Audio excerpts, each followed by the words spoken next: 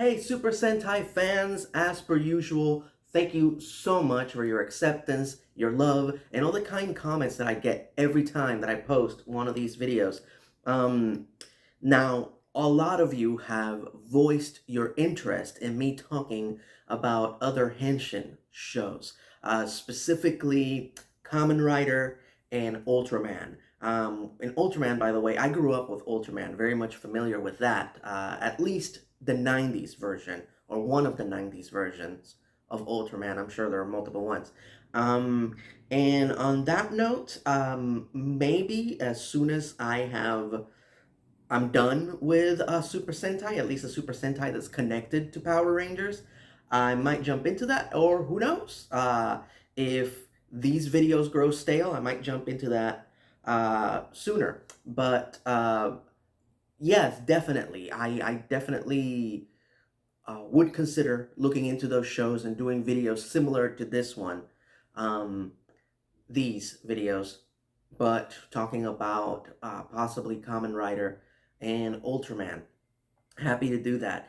Uh, I know the first series of Kamen Rider is available on Tubi, so I can at least watch that. A long time ago, somebody recommended me Kamen Rider Black, but I could only find the first two episodes, I think, on YouTube, and saw those, and they were pretty good. Unfortunately, I couldn't watch the rest of the show. So that would be the other big obstacle, like figuring out where I can find these things to watch them. But again, that's something uh, that can be remedied for sure. If you guys really, really want me to talk about those shows, I know that a lot of people are waiting for me to talk about other Super Sentai shows. Still, there's a lot of people waiting for me to talk about Ranger and Ranger and um, Gaoranger. So yeah, I still have a lot to cover with Super Sentai, but we'll see. We'll see. I will do my best. If anything, I'll do a special video where I talk about certain Kamen Rider and Ultraman shows that I have seen. Okay, I'll do my best to fulfill your request. All right. With that said, let's jump right into this. Today, my journey through Super Sentai continues with the next two shows that were adapted into seasons of Power Rangers. The next one being Time, Future Squadron Timeranger. So, fun personal fact about me, while I stopped watching Power Rangers as a kid with Power Rangers Zeo, and I did come back to watch the one episode of Power Rangers in Space where they crossed over with the Ninja Turtles. Um, I did watch one season of Power Rangers as an adult before this entire ordeal by the recommendation of a lot of friends.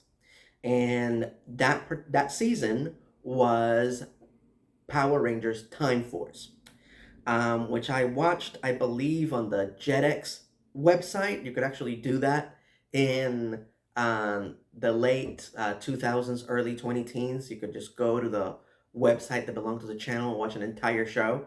Um, and that season of Power Rangers, Time Force, very quickly became my all-time favorite season of Power Rangers. Believe the hype. It is as good as people say. Incredible. And why am I telling you this in relation to Timeranger? I'm telling you this because as good as Time Force is, Timeranger is equally, if not better, if you can believe that. Um, Very much like Power Rangers Lightspeed Rescue and Go-Go 5, where they're both really, really good, but there's just certain things that one does better than the other. Same thing here. Both shows are ridiculously good. As far as I'm concerned, they're pretty evenly matched. There's just certain things that one show does better than the other. Um, like, for example, the first bit of credit that I want to give to Time Force, making the future version of the Red Ranger the fiance, the love interest of the Pink Ranger, I thought was very smart, and also the fact that he was a member of the team already. They were already Rangers in the future. He was already part of the team.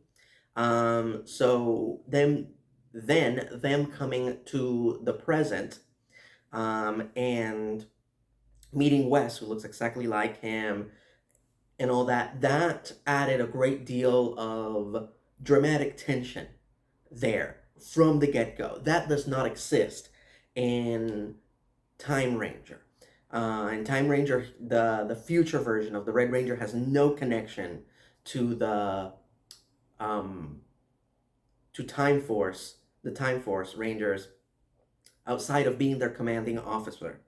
But other than that, he has no relationship, no friendship, no romantic subplot, nothing. And I thought that was much better. That was better handled in Time Force. However, right out of the get-go, one of the things that Timeranger does better is that um, when the bad guys are escaping in the future, when they're about to time travel to the present, Leela, sorry, am I saying her name correctly? Yeah, Leela, who most of you would probably know better as Nadira. Leela has the ability to shapeshift, and she shapeshifts into the Red Ranger, into their commanding officer, and she was the one that sets up the entire escape into the present. And while she's doing this, and Time Force is scrambling to send people after the villains, disguised as the Red Ranger, she is the one who chooses the members of Timeranger that get to follow the bad guys through time. And she specifically chooses the most raw and inexperienced cadets. So from the get-go, the team that is sent to the present to stop the villains are the least experienced, the underdogs, the ones that are not supposed to succeed, which immediately sets up a great deal of suspense as to whether or not they can actually fulfill this mission. So again, it's back and forth. There are things that Time Force does better. There are things that Timeranger does better. It's just the way it is, but both shows are great. So what is Timeranger about? Well, it's basically the exact same plot as Time Force, but with a few tweaks here and there, as I just expressed. There's a huge breakout of villains from the future that have been stored in cryogenic stasis in this prison that this organized group of Power Rangers has set up, where they are putting all their bad guys. And the main crime boss from the future, Don Nero, sets up this massive escape where they teleport the prison away. And like I said, Leela, disguised as the Red Ranger, tricks the entire organization into thinking that they have traveled through time. So she in disguise, picks a few of the Rangers, the crappy ones, and puts them on a time ship and tells them, go to the present where they went to. Go to the year 2000, I believe. And so they're about to travel through the time portal, and when they're traveling down the runway to go through the portal, the prison, the section of the prison that disappeared, that teleported away, appears before them. That's right, the bad guys didn't actually teleport the prison to the year 2000. They teleported it just a few feet away to the runway. And the Rangers' time travel actually it knocks the prison into the portal and allows the villains to travel to the present, to our present. And the heroes follow. So that was another thing that I thought was really cool, that inadvertently our heroes caused the very problem that they are meant to fix before they even knew they were going to do that. So just a lot of really cool, timey-wimey stuff that I absolutely love. Um, and again, not taking anything away from Time Force. So, like I said, all the characters, at least the ones that go to on the mission, they're all, disgraced or um, inexperienced or just not ready or not considered to be part of the elite members of not Time Force, Timeranger. Gets confusing. The Yuri, the Pink Ranger, who is the leader of the team, is 100% the leader of the team. This is the first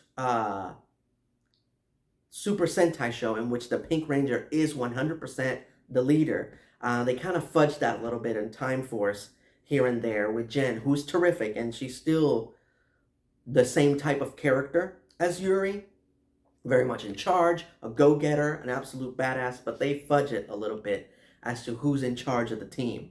But Yuri is 100% the leader. However, she has been deemed not fit to graduate into like full-time Time Ranger because she has been emotionally compromised as her entire family was murdered right in front of her when she was a little kid by Dondonero, by one of Dondonero's assassins. And the only reason she survived the hit is because her father's corpse landed on top of her and hit her and hit her. I'm telling you, this show is hard to the core. So she's very stoic and deadpan, and because of her being emotionally compromised, as good as she has been denied promotion over and over and over again, and has been deemed emotionally unfit. Ayase, the blue Time Force Ranger, is a former race car driver who dropped out, and little does anyone know that he dropped out of racing because he is terminally ill, and a disease that a cure has not been found. But he wants to spend his last few years to the fullest. So he's dedicating them to serving as a Time Ranger. Domon, the Yellow Ranger, is disgraced, but a boxer, a disgraced fighter. He's the biggest and the strongest.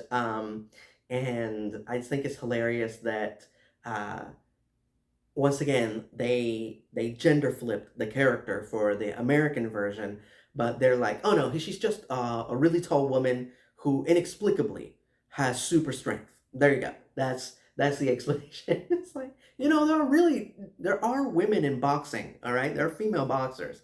Just saying. You don't have to give her superpowers. But anyway, there you go.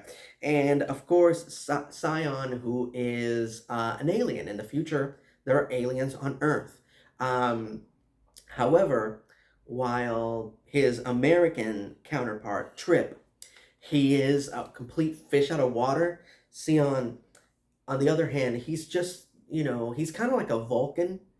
He has emotion, but he keeps them under control. That's his thing. And he has no distinguishing features that make him an alien. There's an episode where they go, "Oh, that's why your hair is that color." He's got, "Oh, you don't like this color? I dyed it this color. Should I dye it a different color?"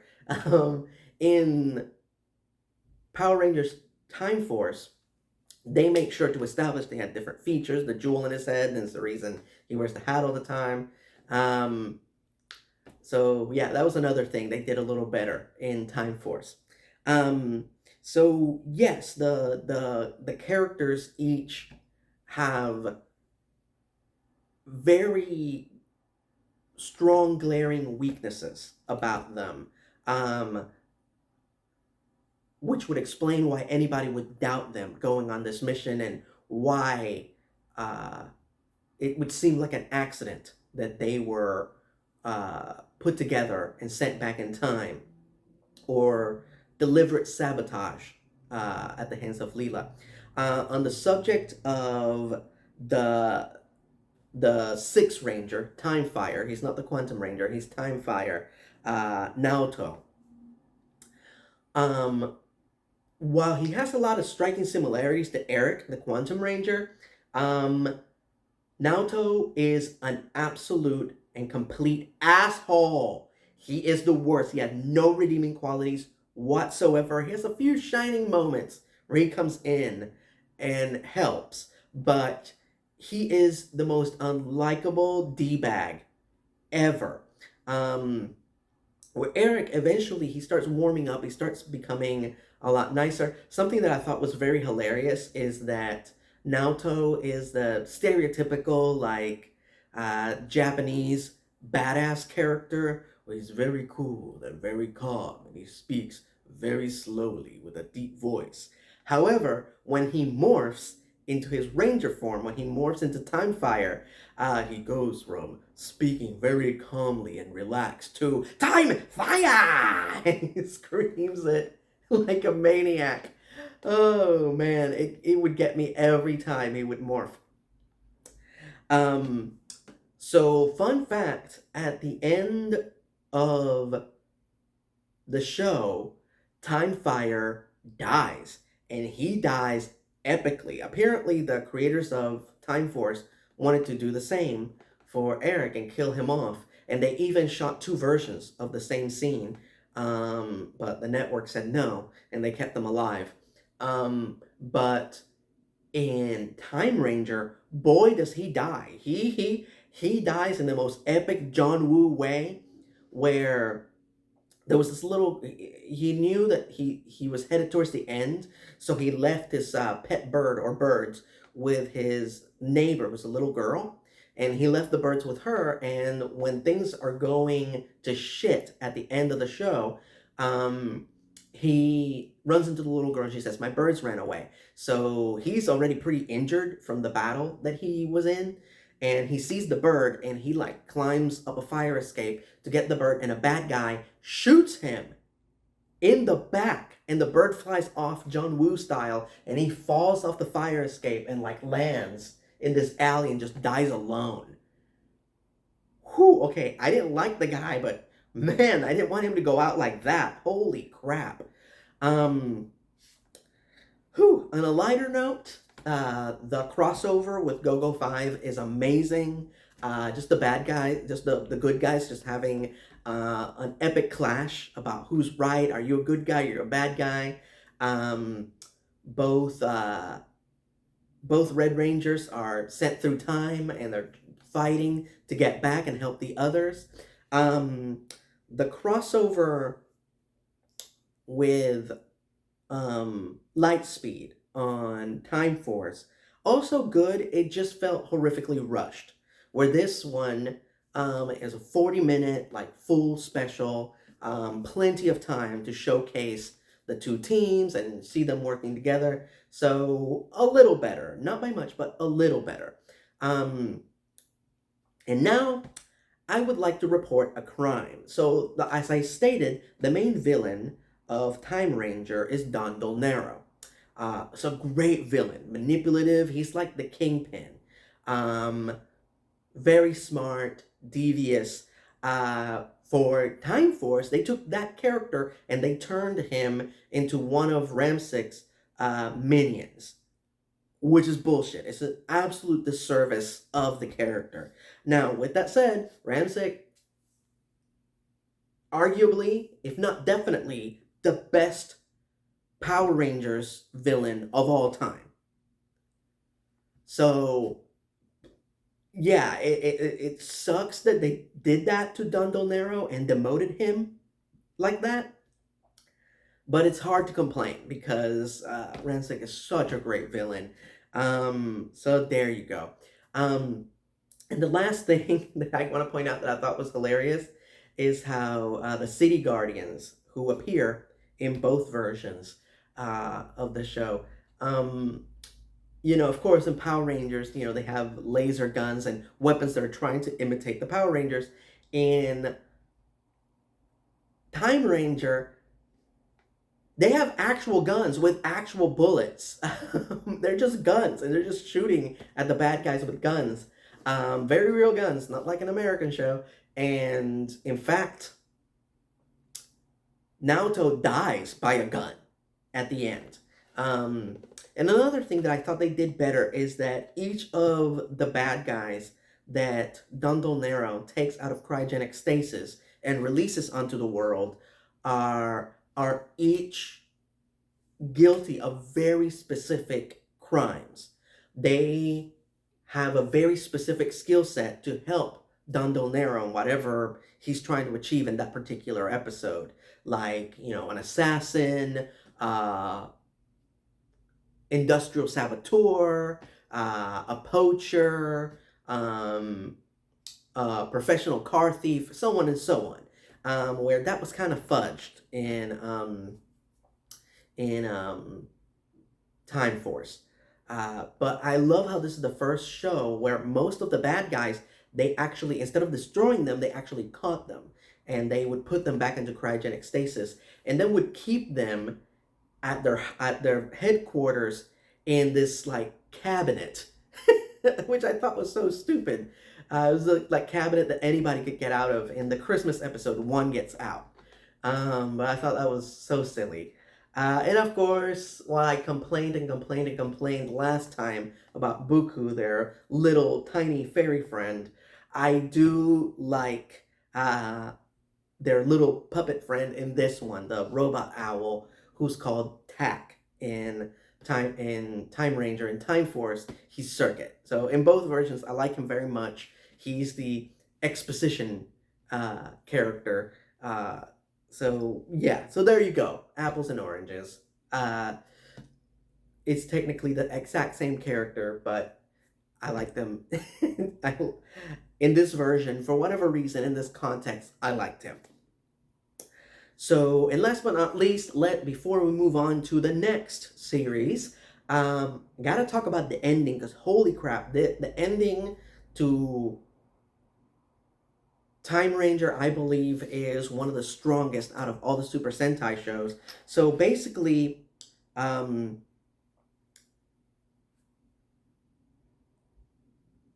Red Ranger, the Red Ranger from the future, starts taking advantage of the fact that the Rangers are in the past to fix his own future, to fix his own timeline. However, then he actually goes to the year 2000 and helps them out and kind of warms up to them. So there's this big disaster that's happening. This virus is going to be released that's going to kill a bunch of people. And that needs to happen in order for their future to be ensured. But he needs the team of Rangers that was sent to the present to come back to the future, and let those events transpire. So what he does is that he manipulates the timeline so everything that they wanted happens. Like Yuri's family still alive. ISA, there's a cure for the disease that's killing him. Domon was reinstated into boxing, and so on and so on. They all have whatever the most ideal version of their future now exists. So he brings them back to the future, and just lets the events of the past transpire as they would, but that would mean that, a lot of people would be killed. Technically speaking, the bad guys would win, and Tatsuya, the past version of the Red Ranger, the present version, would die.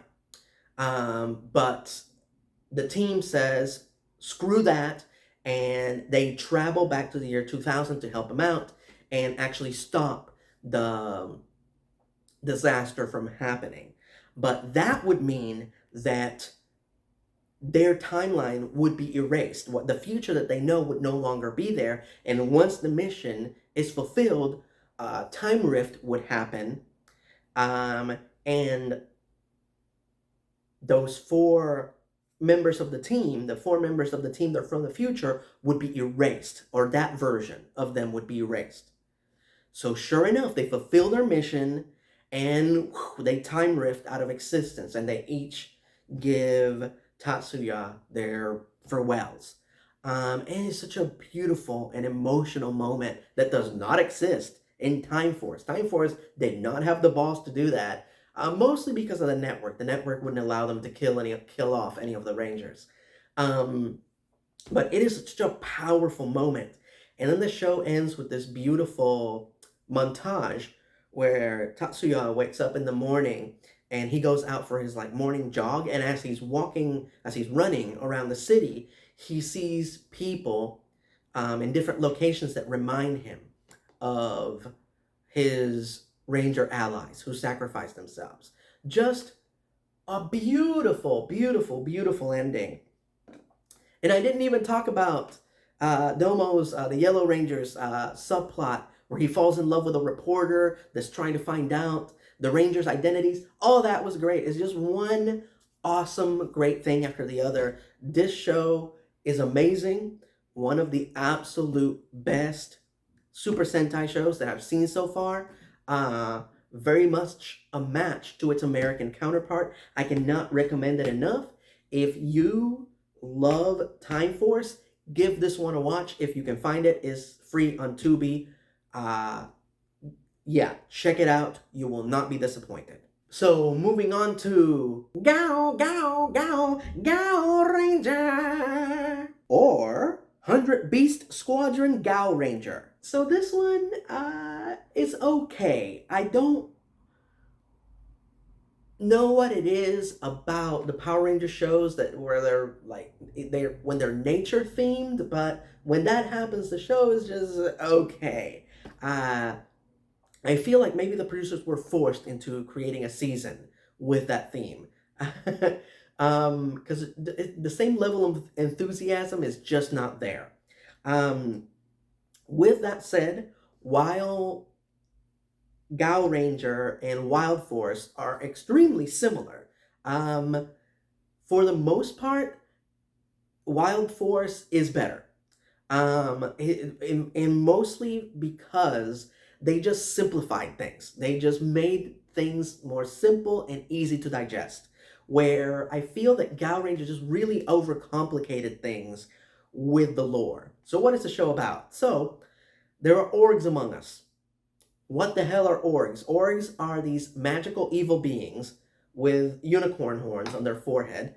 And by the way, for years and years and years that I hadn't watched Wild Force, I honestly thought that Toxica was supposed to be modeled after a narwhal. And apparently they've been, fighting the spirits of nature on Earth for centuries.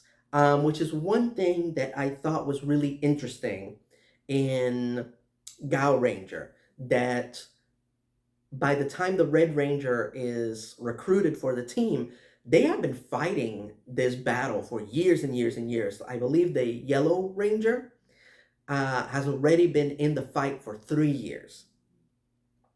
Anyway, but once they recruit the Red Ranger, all of a sudden things start to turn around. Like he was the missing ingredient. This is another thing that I felt they did better in Wild Force. In Wild Force, the reason the addition of the Red Ranger starts to turn the tide is because he has a stronger connection to nature. Why does he have a stronger connection to nature?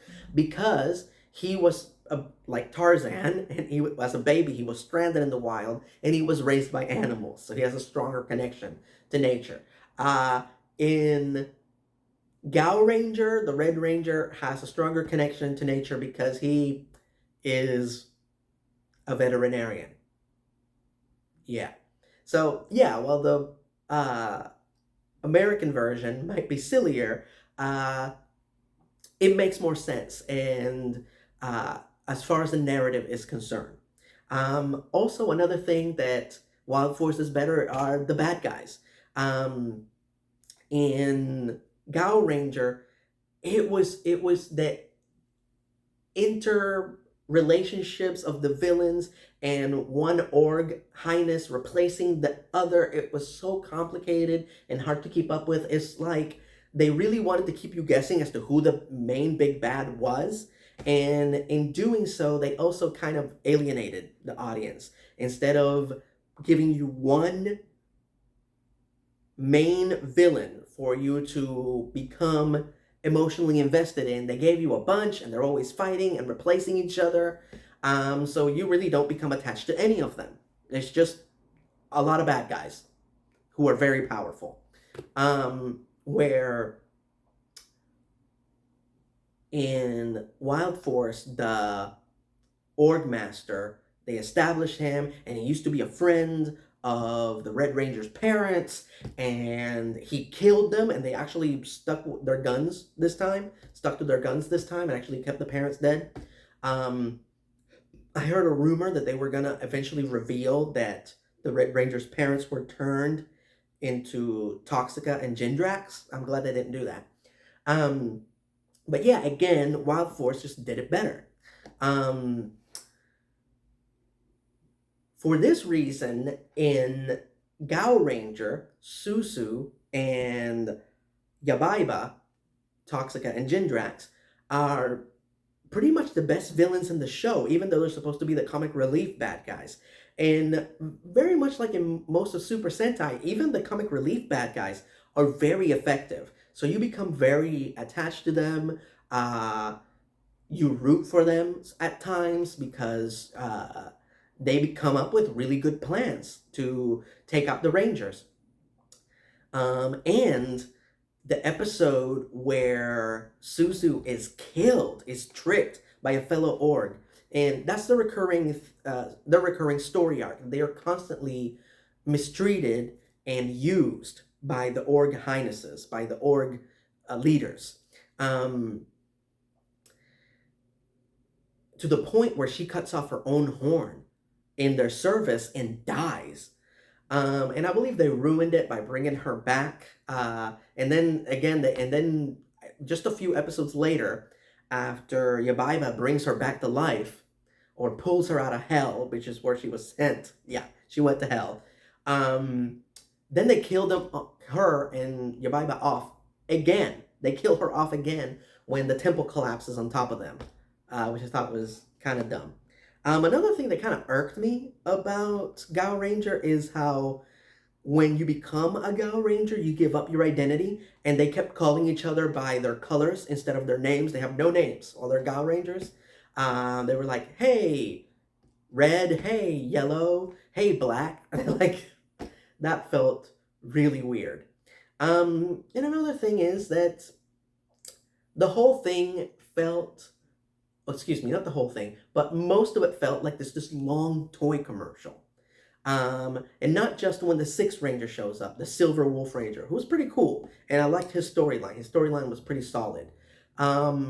But they just keep adding mechs, just different animal mechs. Almost every episode they add like a new weapon, a new mech, a new something, and it just felt like this just long toy commercial.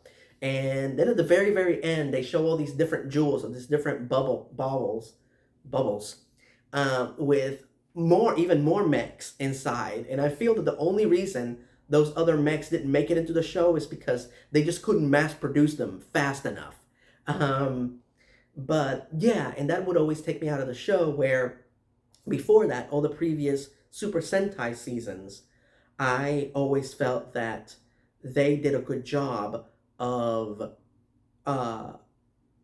separating the section of the show that, okay, this is where we introduce the new toys, when when the bad guy goes giant and we fight them with the mechs, and that's when we introduce all the toys. That's the built-in toy commercial for the episode. But the rest is a full-on episode with a good plot line and good drama and good resolution. Where this show, I felt that a lot of that was being interrupted to show off new things that the Rangers could use. So, yeah, something that would just take me out of it. So there you go. Those are, and on the subject of the crossover, so this season is notorious for, oh, this is something that Wild Force definitely did better than Gaoranger. Okay, in Wild Force, I believe we got 2 crossovers this year. We got crossover with Time Force, which was great, and they actually resolved Rancic's story. And we got Forever Red, which was a gratuitous cameo fest and one long fight scene, but it was great. In Gaoranger, we only got 1 crossover.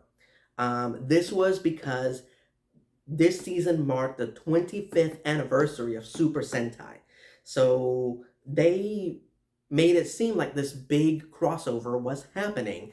And they even had an episode of Timeranger where it was basically a clip episode where the Timeranger traveled through time and visited all the past Super Sentai shows, and they just showed you clips from those shows.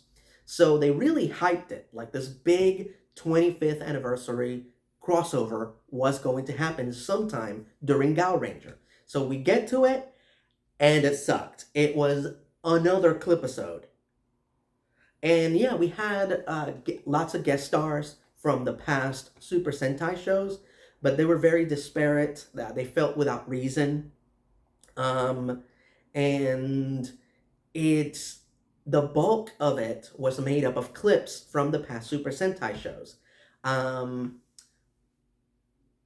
which I'm sure was a great novelty if you'd never seen them before, if you didn't have access to the DVDs or the Blu-rays, or if you couldn't watch them on streaming. But at this day and age, it just comes off really, really lame, and a lot of the stuff that happens, it feels random. It doesn't feel like it's following a specific narrative. So yeah, the 25th anniversary big crossover event, massive disappointment. There were a few little moments that I thought were cool, like when all the different Rangers from different eras morphed together. That was cool. And there's this moment where you get to see all the Zorgs, like from all the eras, flying together to fight the bad guys. And that was really cool. But most of the fight was just stock footage from past seasons. So again, it's those little cool moments don't make up for the overall suckiness of the 25th anniversary special. So there you go. Those are my thoughts of Timeranger and Gaoranger. Agree, disagree, feel free to say so in the comment section below, but please do so with the utmost care. Remember, in respect, remember we're all on the same team. And now for the announcement.